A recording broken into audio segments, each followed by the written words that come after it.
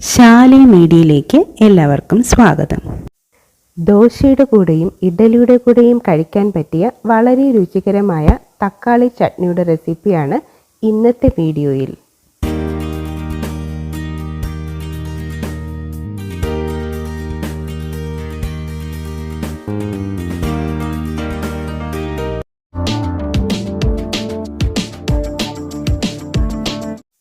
തക്കാളി ചട്നി ഉണ്ടാക്കുന്നതിന് വേണ്ടി 2 വലിയ പഴുത്ത തക്കാളിയാണ് ഞാൻ എടുത്തിരിക്കുന്നത്. വലിയ ഒരു സവാളയും ആവശ്യമുണ്ട്. ഇതുപോലെ വലിയ കഷ്ണങ്ങളായി കട്ട് ചെയ്തെടുക്കാം. 10 അല്ലി വെളുത്തുള്ളിയും ആവശ്യമുണ്ട്. തൊലി കളഞ്ഞെടുത്തിട്ടുണ്ട്. ഇനി ചൂടായ ഒരു പാത്രത്തിലേക്ക് 1.5 ടീസ്പൂൺ വെളിച്ചെണ്ണയാണ് ചേർത്ത് കൊടുക്കുന്നത്.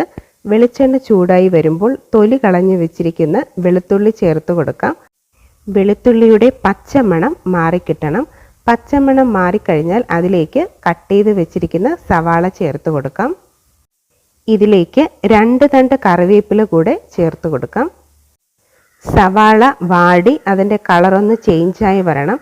അതിനുശേഷമാണ് ടൊമാറ്റോ ചേർത്ത് കൊടുക്കുന്നത്.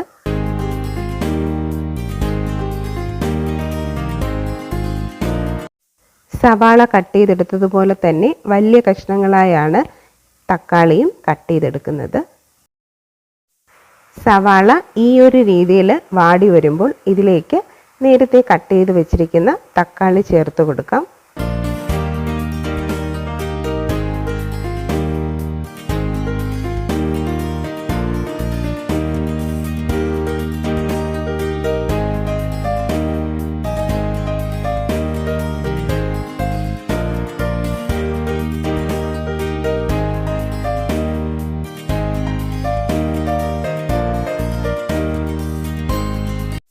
തക്കാളിയും ആവശ്യത്തിന് വെന്ത് അതിലുള്ള വെള്ളമെല്ലാം വറ്റിയിട്ടുണ്ട്.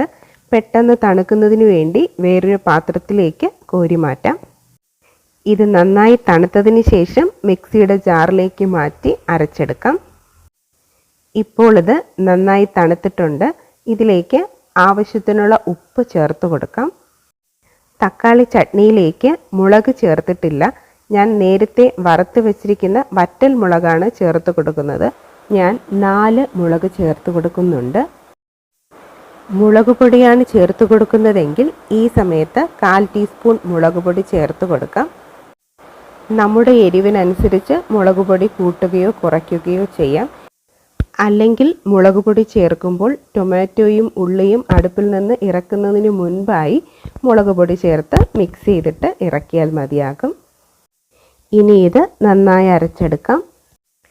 ചൂടായ പാത്രത്തിലേക്ക് 1.5 ടീസ്പൂൺ വെളിച്ചെണ്ണ ചേർത്ത് 1/4 ടീസ്പൂൺ കടുകിട്ട് പൊട്ടിക്കാം. കടുക് പൊട്ടി വരുമ്പോൾ അതിലേക്ക് 1 നുള്ള് ജീരകം ചേർത്ത് കൊടുക്കാം.